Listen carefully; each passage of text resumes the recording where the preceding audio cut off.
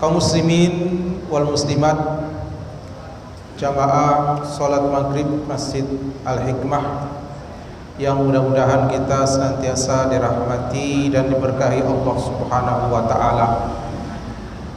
Pertama-tama mari kita bersyukur kepada Allah Subhanahu wa taala hingga malam hari ini kita masih dilimpahkan olehnya beragam bentuk kenikmatan yang kita tidak bisa menghitung satu persatu nikmat-nikmat tersebut, baik nikmat yang sifatnya materi maupun nikmat-nikmat yang non materi, yang kalau dikumpulkan maka jumlahnya akan menjadi sangat luar biasa. Tetapi Allah Subhanahu wa taala tidak menuntut kita untuk menghitung banyaknya nikmat yang telah diberikan. Allah hanya menuntut kita untuk mensyukuri daripada nikmat-nikmat yang telah Allah berikan. Anishkurli, dan bersyukurlah kepadaku. Dengan syukur maka Allah akan menambahkan kepada kita dengan bentuk-bentuk nikmat yang lain yang bisa jadi akan jauh lebih banyak dibandingkan apa yang telah kita dapatkan selama ini. Namun sebaliknya, kalau kita kufur, maka apa-apa yang telah kita miliki dan kita dapatkan bisa jadi pun akan segera Allah ambil dan Allah cabut kembali. Salawat dan salam terlimpahkan pada Rasul Muhammad sallallahu alaihi wa alihi wasallam. Semoga terlimpah pula pada segenap sahabat beliau, pada para tabi'in, tabi'ut tabi'in, dan orang-orang yang mengikuti beliau dengan ihsan hingga akhir zaman. Jamaah rahimakumullah, kita masih membahas tentang tema yang kita telah mulai pembahasannya pada pertemuan kita di bulan yang lalu, yaitu mengenai zikir pelebur dosa. Pentingnya zikir ini, jamaah rahimakumullah, disebutkan dalam hadis riwayat Imam Ahmad di dalam musnadnya, dan juga oleh Imam Tabrani dalam Mu'jamnya, ketika ada salah seorang sahabat Nabi SAW yang bertanya kepada Rasul SAW. Ada beberapa pertanyaan yang diajukan. Di antaranya Rasul ditanya, ayyul mujahidina a'zamu ajron. Wahai Rasulullah, orang yang berjihad yang bagaimana yang pahalanya paling banyak? Jadi kaum muslimin rahimakumullah, berjihad secara umum itu amalan yang nilai pahalanya tidak ada yang menandingi.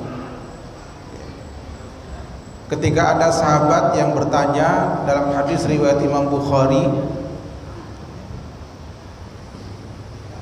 dia bertanya, ya Rasulullah, dullani ala amalin ya'dilul jihad. Wahai Rasulullah, tunjukkan kepadaku satu saja amalan yang pahala amalan itu ya'dil, setara, sejajar, sama dengan pahala berjihad di jalan Allah. Apa kata Rasul? Qala la ajidu. Aku tidak dapati itu. Artinya tidak ada satupun amalan yang nilai pahalanya setara, apalagi mengungguli pahala jihad.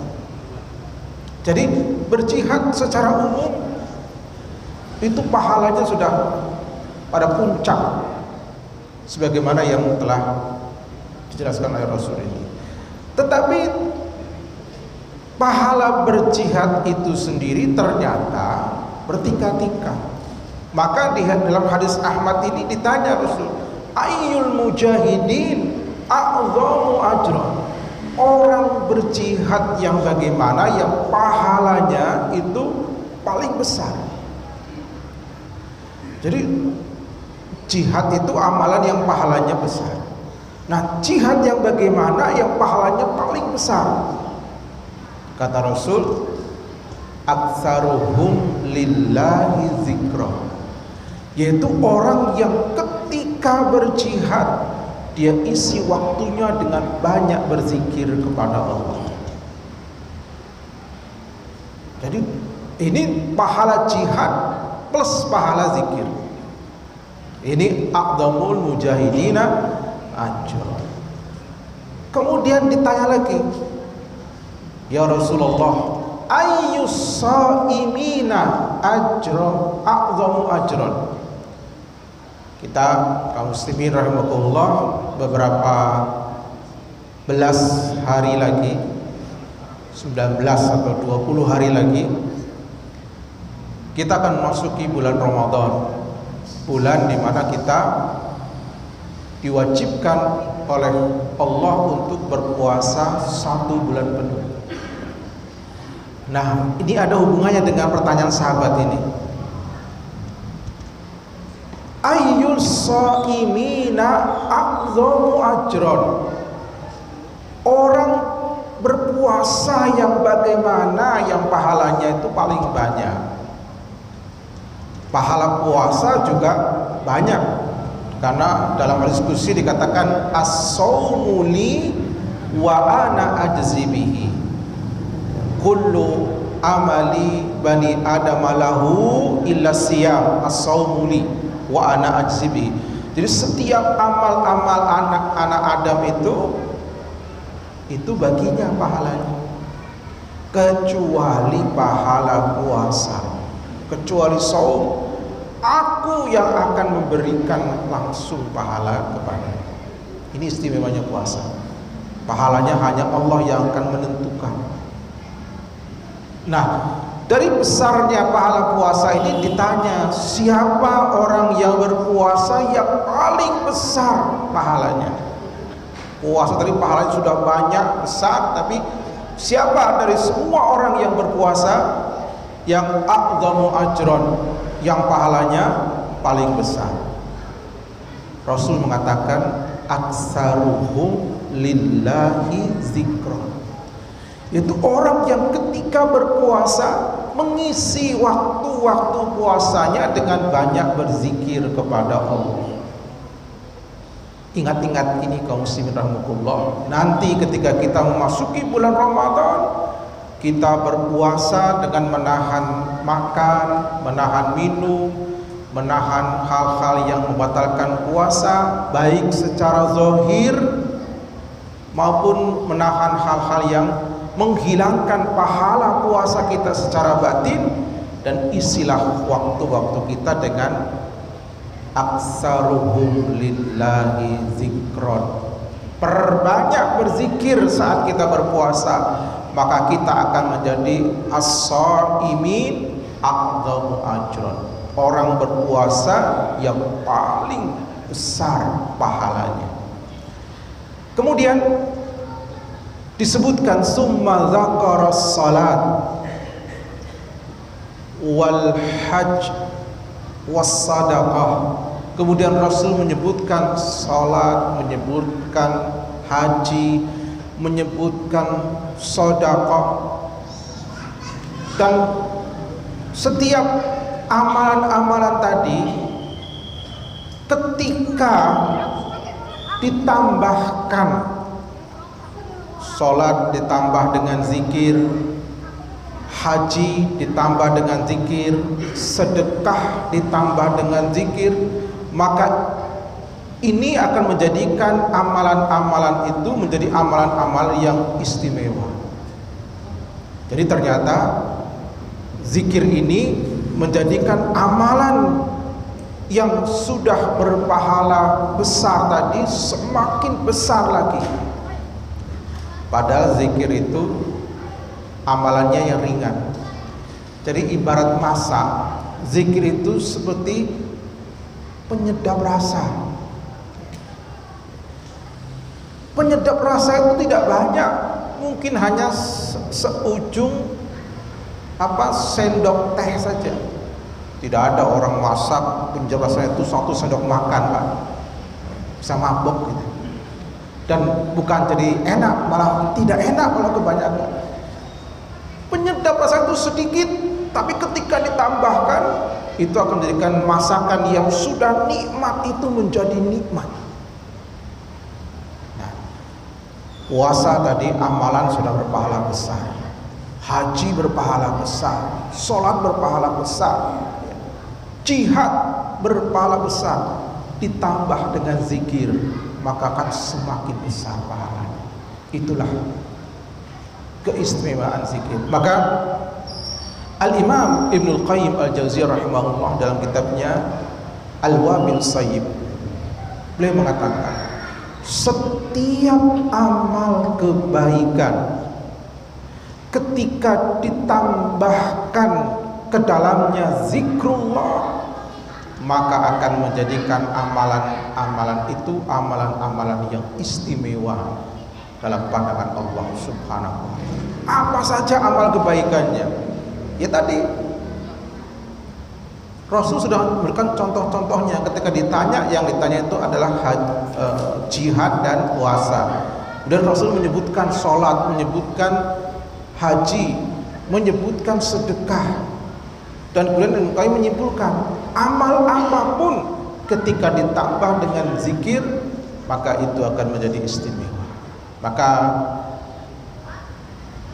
wajarlah kalau kemudian Allah Subhanahu wa ta'ala menyebutkan dalam Al-Quran, ya ayyuhalladzina amanu dzkurullaha dzikran katsira.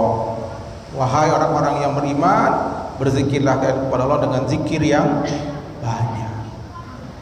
Wasabbihuhu bukratan wa asila, dan bertasbihlah memuji Allah Subhanahu wa ta'ala di waktu pagi dan di waktu petang. Ya, katakanlah 5 menit dengan sangat santai sekali. Tapi kalau mau agak cepat, dalam waktu 2 sampai 3 menit 100 kali tasbih, subhanallah, subhanallah, subhanallah, subhanallah, subhanallah 100 kali, mudah sekali. Dalam waktu 2 menit kita akan dihapuskan 1000 dosa, dan kita akan mendapatkan 1000 pahala. Apalagi sebelumnya kita telah bahas tentang zikir ketika masuk ke dalam pasar. Itu lebih spektakuler lagi itu. Mengapa? Karena kita akan mendapatkan bukan hanya 1000, tetapi berapa? Ada yang masih ingat? Bukan lafadznya. Lafadznya kemarin sudah kita tes, dapat kasih hadiah kan. Nah, sekarang keutamaannya membaca zikir ketika masuk pasar itu apa? Ada 3 kan utamanya. 1, dihapuskan dosa sebanyak 1 juta. 1 juta. Alfi sayyi'ah. Kemudian mendapatkan alfi hasanah. Mendapatkan yang kedua, mendapatkan 1 juta kebaikan. Dan ditinggikan 1 juta derajat, alfi darajah. Ini luar biasa. Doa atau zikir masuk ke dalam pasar, itu dapat 1 juta kebaikan, diampuni 1 juta dosa, ditinggikan 1 juta derajat. Jadi andai kata para jamaah ada yang profesinya sebagai pedagang, dagang dari pagi sampai sore nggak laku 1 pun yang dijual, tapi ketika antum masuk ke pasar, membuka lapak dagangannya dengan membaca doa masuk pasar, antum sudah mendapatkan 1 juta kebaikan. Yang kalau kita jualan belum tentu untung 1 juta rupiah. Tapi kita sudah dapat kepastian dari Allah 1 juta kebaikan, juga diampuni 1 juta dosa, ditinggikan 1 juta derajat. Nah, ini mudah-mudahan doanya masih hafal dan senantiasa diamalkan. Demikian pula tasbihnya pun juga seperti itu. Baik, berikutnya jamaah rahimakumullah, amalan atau zikir yang juga diantara keutamaannya itu menjadi pelebur dosa. Saya katakan diantara karena keutamaan zikir ini banyak. Kita hanya mengambil salah satu keutamaannya yang terkait dengan tema, yaitu meleburkan dosa, yaitu bersolawat kepada Rasul Sallallahu Alaihi Wasallam. Padahal umumnya umat Islam, kalau disebut atau ditanya apa keutamaan bersolawat kepada Nabi Sallallahu Alaihi Wasallam, apa keutamaannya, Pak? Apa?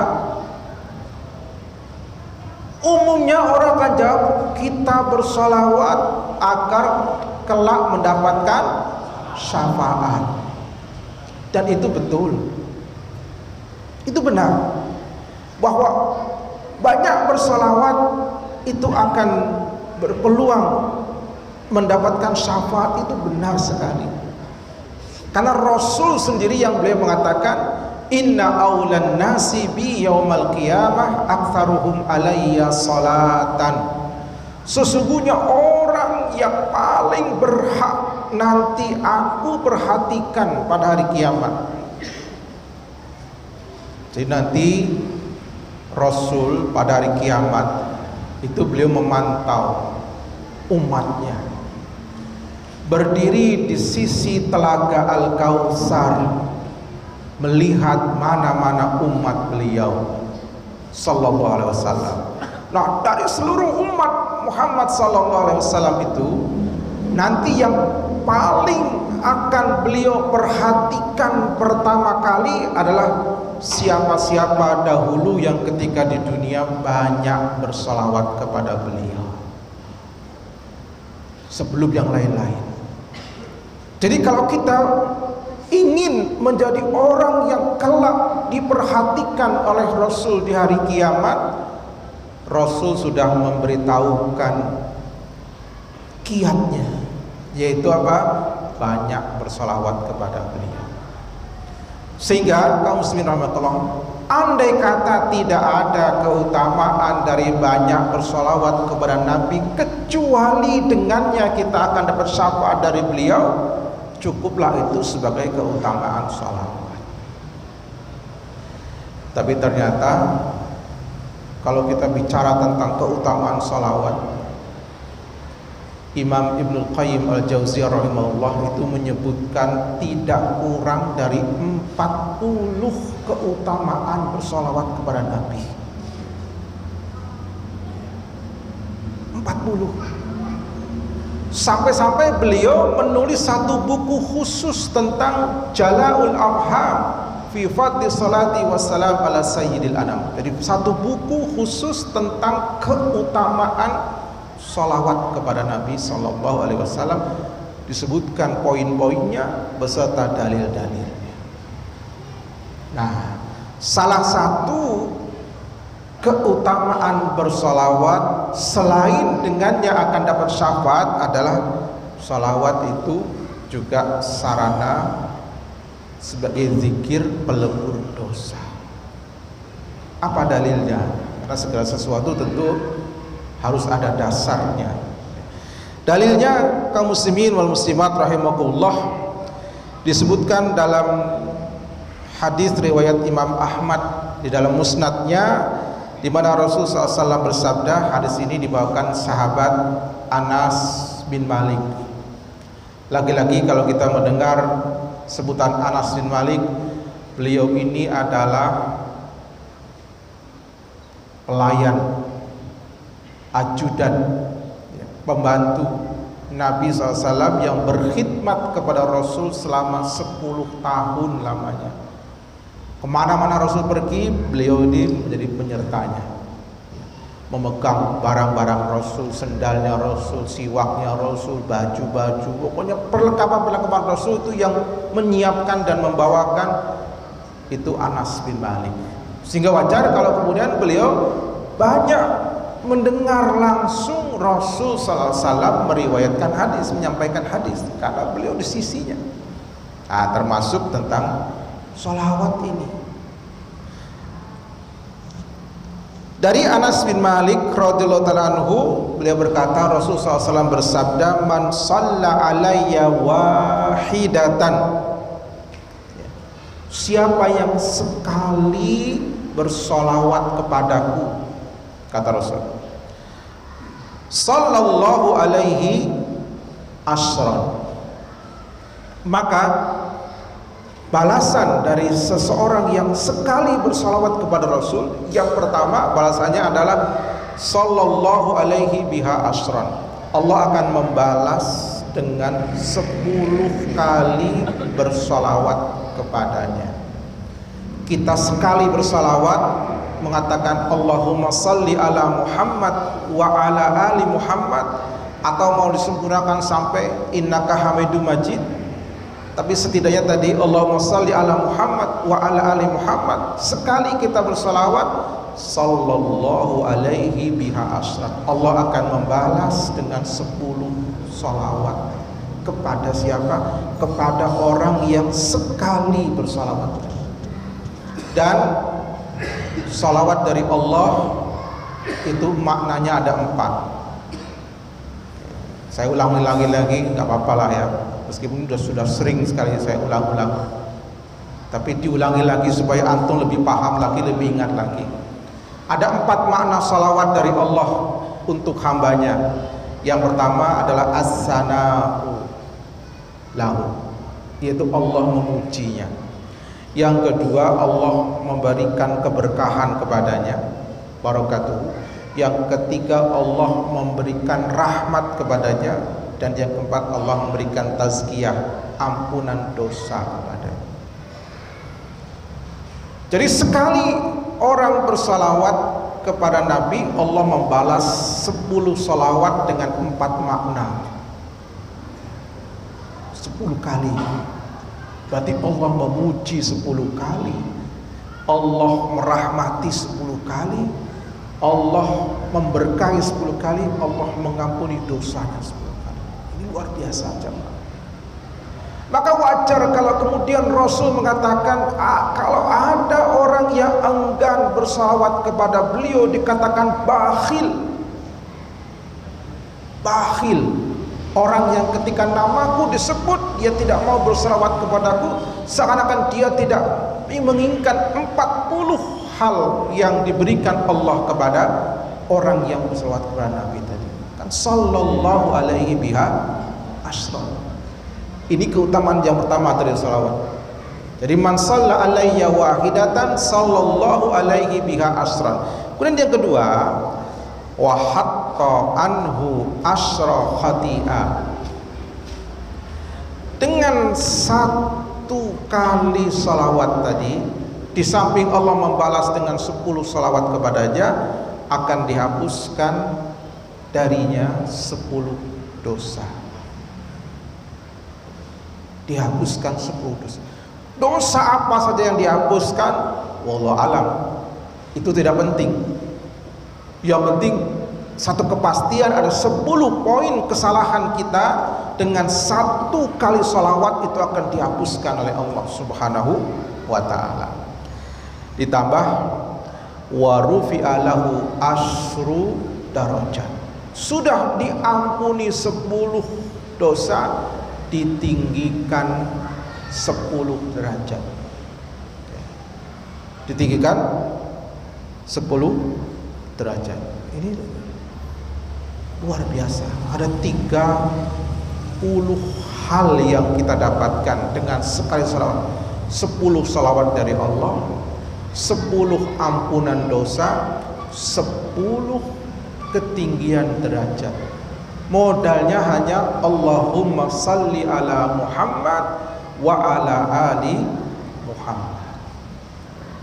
Maka mari kaum muslimin wal muslimat rahimakumullah, kita gunakan waktu-waktu kita untuk banyak bersalawat kepada Nabi sallallahu alaihi wasallam, karena ini kalimat-kalimat yang ringan kita ucapkan tetapi memiliki makna yang luar biasa keutamaan-keutamaannya. Kemudian terkait dengan salawat juga tambahan keutamaan. Dalam hadis riwayat Imam Tabrani dengan sanad yang hasan, Rasulullah SAW bersabda, kalau tadi lafadznya inna aulan nasi, ya, jadi inna aulan nasi bi yaumal qiyamah aktsaruhum alayya salatan, orang yang paling aku perhatikan itu orang yang paling banyak salawatnya. Di hadis Tabrani ini Rasul menjelaskan angka minimal banyaknya kita bersolawat supaya kita masuk nominasi umatnya yang berhak dapat syafaat. Jadi kan tadi siapa yang paling banyak. Nah, di hadis ini Rasul menjelaskan angka minimalnya. Man shalla alayya hina yusbihu asron wa hina yumsi asron halat lahu syafaati yaumal qiyamah. Siapa yang bersalawat kepadaku 10 kali di pagi hari dan 10 kali di sore hari, maka ia berhak untuk mendapatkan syafaat dariku pada hari kiamat.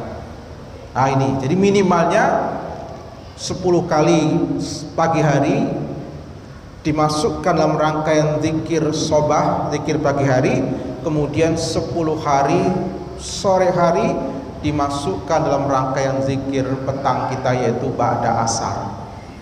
Jadi zikir pagi dan petang itu dibacanya paling utama itu ba'da subuh sampai matahari terbit, dan ba'da asar sampai sebelum matahari tenggelam. Kalau nanti misalnya tidak sempat, ya boleh dibaca di waktu duha. Zikir petangnya dibaca ba'da maghrib. Tapi kalau bisa dahulukan di ba'da asar dan ba'da subuh. Itulah juga sebabnya dan hikmah kalau kita cermati mengapa tidak ada sholat ba'diyah ba'da subuh dan tidak ada sholat ba'diyah ba'da asar. Kalau yang lain-lain ada, ba'da maghrib ada ba'diyahnya, ba'da duhur ada ba'diyahnya, ba'da isya ada ba'diyahnya, ba'da subuh tidak ada, ba'da asar tidak ada. Nah, tidak ada ba'diyah diganti dengan zikir. Maka zikir ba'da subuh dan ba'da asar itu lebih banyak dibandingkan zikir ba'da salat-salat 5 waktu yang lain. Lebih banyak. Maka ini pengganti ba'diyah, space waktu untuk ba'diyah itu digunakan untuk berzikir, sehingga nilai keutamaannya seakan-akan orang itu juga mendapatkan pahala sholat ba'diyah. Karena orang yang tetap duduk di masjid berzikir setelah sholat dihitung dapat pahala sholat selama dia belum berhadas. Jadi meskipun tidak sholat ba'diyah, otomatis orang yang melazimi zikir pagi dan petang dia mendapatkan pahala sholat yang bisa jadi lebih banyak dibandingkan pahala ba'diyah, karena zikirnya bisa jadi lebih panjang dibandingkan dibandingkan sholat ba'diyah yang 2 rakaat. Ya. Maka jamaah rahmatullah, silakan buka kembali lafaz zikir pagi, dibaca, diingat-ingat. Kalaupun belum hafal, silakan nanti ketika ba'da subuh ke masjid bawa HP, tapi jangan cari wifi. Maksudnya ada wifi, mau cari wifi? Bukan, mau menghafal atau mau membaca zikir pagi yang belum hafal. Jadi zikir paginya sambil melihat HP, tidak masalah ya. Oh setelah ini urutannya ini, baca.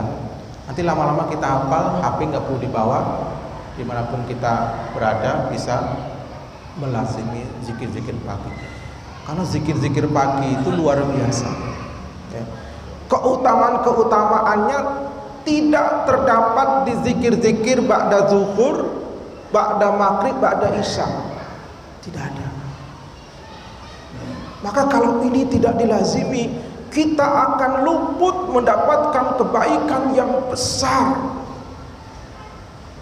Karena kalau kita tidak berzikir ba'da salat, untuk mengkhususkan waktu di sela-sela aktivitas kita berzikir itu lebih susah lagi.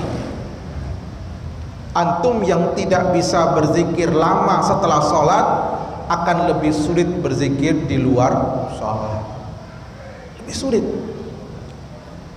Makanya mumpung kita masih di masjid, mumpung kita baru sholat, berzikirlah. Apalagi dapat jaminan selama berzikir tetap dapat hitungan pahala sholat, plus ada plusnya Pak. Plusnya apa? Doa dari malaikat. Jadi kalau kita berzikir pagi itu, jamarakumullah, katakanlah kita berzikir 10 menit baru sholat subuh, selama 10 menit itu kita dihitung dapat pahala sholat. Itu yang pertama. Yang kedua, selama 10 menit itu kita didoakan oleh malaikat, Allahumma gfir lahu, Allahumma arhamhu. Yang mana kita mungkin tidak pernah secara khusus berdoa Allahumma gfirli warhamni selama 10 menit tanpa henti. Siapa yang pernah berdoa dengan kalimat tadi? Ya, jadi Allahumma gfirli warhamni atau Rabbi gfirli warhamni, Rabbi gfirli warhamni selama 10 menit tanpa henti. Mungkin kita belum pernah melakukannya, tapi kita membaca zikir pagi, baca istighfar, membaca tahlil, membaca ayat kursi, kemudian membaca tasbih 100 kali, membaca tahlil 100 kali, membaca raditu billahi rabban, membaca asbahtu dan seterusnya, membaca qulhu 3 kali, al-falaq, anas. Katakanlah 10 menit kita setiap kalimat yang kita baca kita berpahala, dapat lagi pahala sholat, dapat lagi doa malaikat tadi, Allahumma gfir lahu, Allahumma arhamhu, Allahumma gfir lahu, Allahumma, selama kita belum beranjak pergi dari tempat sholat kita. Ini luar biasa. Maka sekali lagi, ini bagian daripada persiapan Ramadan.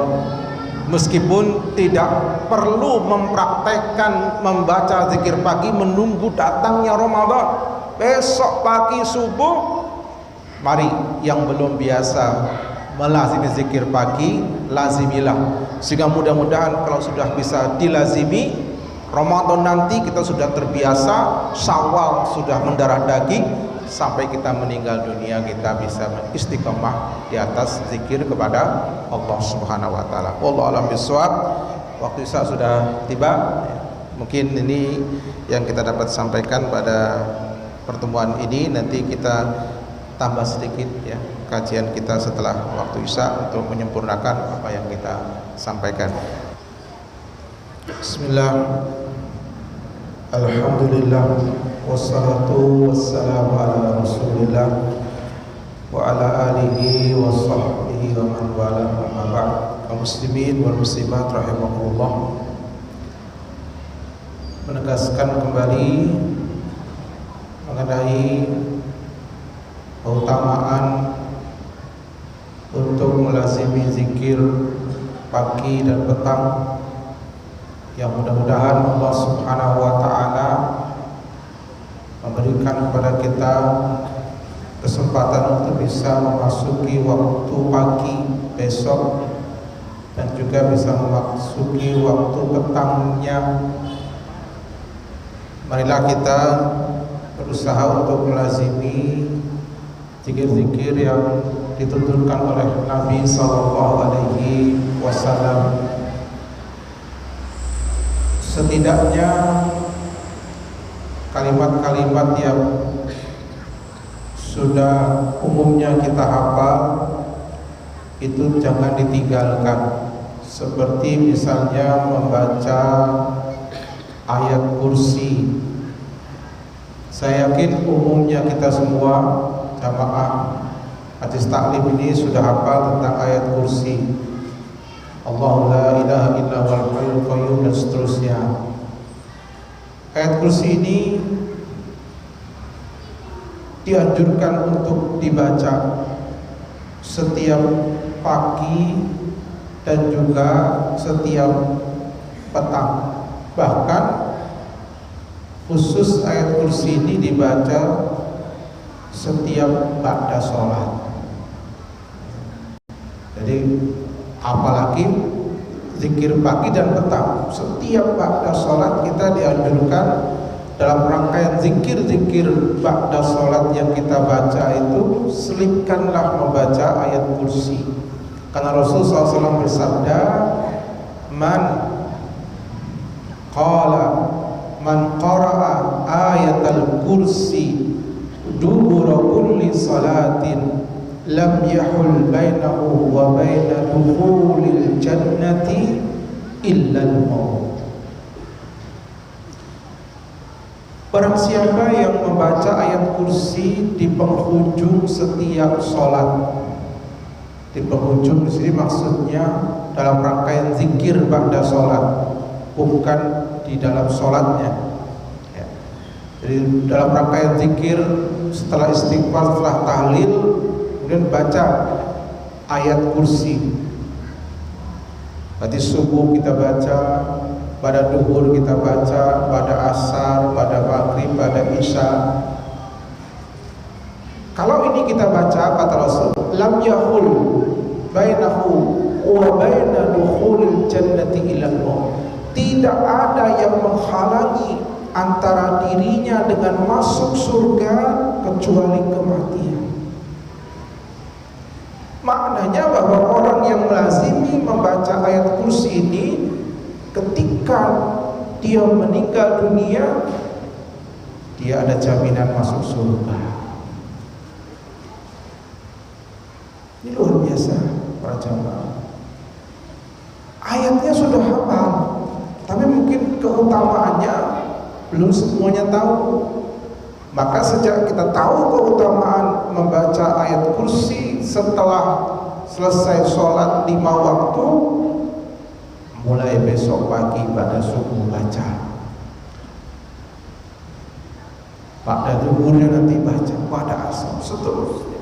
Jangan sampai ini tidak dibaca, karena yang membaca ayat kursi ba'da sholat ini dijamin oleh Rasul, begitu meninggal dunia jaminan surga didapatkan. Ditampakkan kepada orang-orang yang membaca ayat kursi ini surga. Jadi dibukakan oleh Allah di alam barzah nanti pintu, yang dari pintu itu dia bisa melihat surga sampai dia bisa merasakan sejuknya surga di alam barzah. Kan luar biasa. Belum masuk surga, tapi sejuknya surga, indahnya surga itu sudah disaksikan dan sudah yurolahu, diperlihatkan kepadanya. Ini melazimi zikir pada sholat. Kemudian jamaah rahmatullah, kembali kita kepada zikir pelebur dosa. Satu poin yang kita akan sampaikan pada kali ini adalah yang diriwayatkan oleh Rasulullah SAW dalam hadis riwayat Imam Bukhari yang disebut dengan kafaratul majlis. Zikir atau doa kafaratul majlis, di mana Rasulullah SAW bersabda, dan ini diriwayatkan oleh sahabat Abu Hurairah radhiyallahu taala anhu. Beliau bersabda, man jalasa fi majlisin fakathura fihi laghatuhu faqala qabla an yaquma min majlisihi dzalik subhanakallahumma rabbana wa bihamdika asyhadu an la ilaha illa anta astaghfiruka wa atubu ilaik. Zikir penutup majlis. Siapa yang membaca lafaz ini di akhir setiap majlis yang dilakukan, sebelum dia beranjak pergi, qabla diyakum illa ghufira lahu ma kana fi majlisihi dzalik, maka sekiranya di dalam majlis yang dia berada di dalamnya dia melakukan perbuatan dosa, ghufira lahu, maka dosa yang dilakukan di majlis itu akan diampuni oleh Allah dengan zikir ini. Karena mungkin kita ketika di majlis kita tidak sengaja lisan kita menggunjing seseorang, menjelekkan seseorang, menyebut keburukan seseorang. Ini dosa. Atau apalagi mengadu domba, fitnah dan lain sebagainya.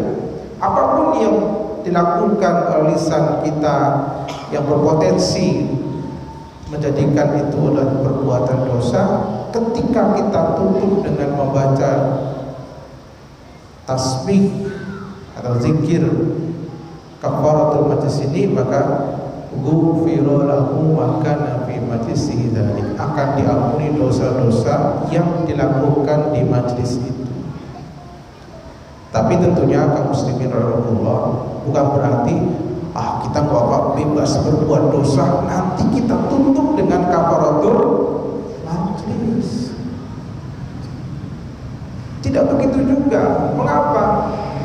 Siapa yang bisa menjamin umur kita sampai kita mengucapkan kafaratul majlis tadi? Tidak ada jaminan. Mungkin kita sedang duduk, kita meninggal dunia, ada bupati baru dilantik sebulan main bola, meninggal Pak, masih muda itu. Dan dia tidak sakit kan, tanpa main bola kan sehat, lagi istirahat minum, meninggal, belum selesai main bolanya. Jadi kita di majlis itu belum tentu bisa duduk sampai akhir majlis. Jangan sampai kita kemudian nanti di akhir majlis kita baca doa kafaratul majlis, selesai kita.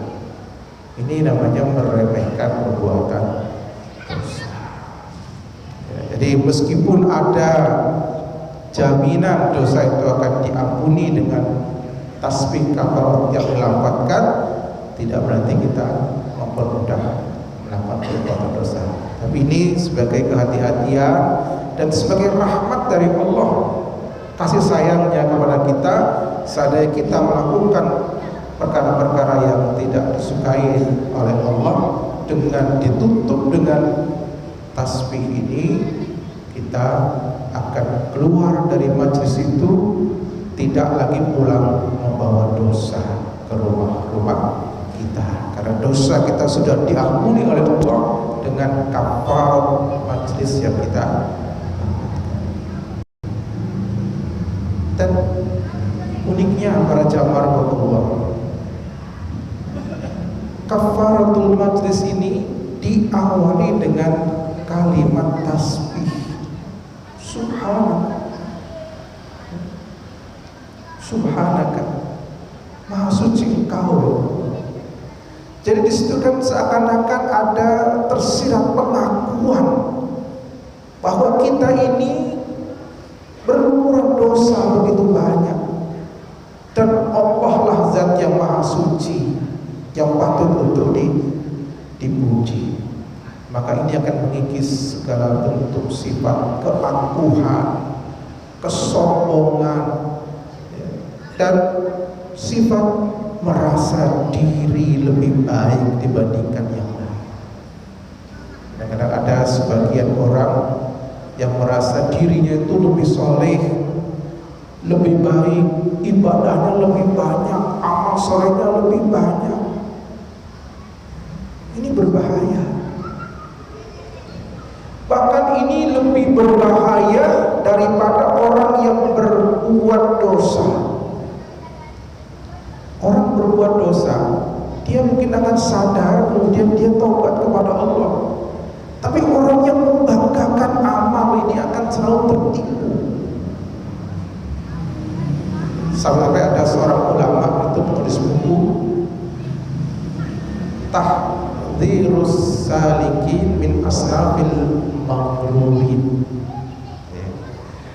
Jadi yang isi buku itu intinya adalah hati-hati dengan orang-orang yang tertipu. Ada orang-orang yang disebut dengan al-maghrurin, maksudnya itu orang-orang yang tertipu. Nah, di antara orang-orang yang tertipu itu orang yang merasa dirinya lebih baik dari segala sisinya, dari amalnya lebih banyak, sholatnya lebih khusyuk, ilmunya lebih banyak, infaknya juga berlimpah. Merasa saya lebih baik dibandingkan si fulan. Na'udzubillah. Jadi hati-hati. Maka dengan subhanaka, maha suci Engkau ya Allah, ini akan meruntuhkan kesombongan diri kita. Kita ini tidak ada apa-apanya dibandingkan dengan Allah. Dan kita tidak bisa melakukan apa-apa tanpa pertolongan dari Allah Subhanahu wa ta'ala. Subhanakallahumma wa bihamdika asyhadu an la ilaha illa anta. Kesaksian bahwa tidak ada ilah kecuali Engkau. Astaghfirullah, aku mohon ampun kepada Allah. Wa atubu ilaik, dan aku bertobat kepada-Mu. Dan ketika kita sudah mengatakan atubu ilaik, kata-kata ini harus kita perhatikan betul. Jangan sekarang kita atubu ilaik dan besok kita mengulangi kembali dosa yang sama. Jadi kita tidak konsekuen dengan kata-kata atubu ilaik. Jadi kata-kata ini kita katakan agar kita berhati-hati ke depannya, tidak mudah untuk melakukan perbuatan-perbuatan dosa atau ucapan-ucapan yang mengandung dosa. Itulah kandungan dari tasbih kafaratul majlis. Maka biasakan para jamaah rahmatullah, ketika kita mengakhiri majlis, mungkin ini para jamaah rahmatullah, materi yang kita sampaikan, mudah-mudahan apa yang kita bahas ini bisa bermanfaat. Dan karena ini sudah hampir pertengahan bulan Sya'ban, berarti majlis kita dengan saya malam Selasa ini yang terakhir sebelum bulan Ramadan. Mudah-mudahan nanti kita bisa dipertemukan kembali di bulan Syawal ya, untuk melanjutkan dengan tema-tema yang lain. Dan saya mohon maaf kalau mungkin selama ini ada hal-hal yang kurang berkenan, ucapan yang menyinggung perasaan para jamaah sekalian, mudah-mudahan bisa dimaafkan dan kepada Allah saya mohon ampun. Mungkin demikian, kita tidak ada tanya jawab. Kita akhiri majlis kita dengan doa kafaratul majlis. Subhanakallahumma wa bihamdika asyhadu an la ilaha illa anta astaghfiruka wa atubu ilaik. Billahi taufiq. Wassalamualaikum warahmatullahi wabarakatuh.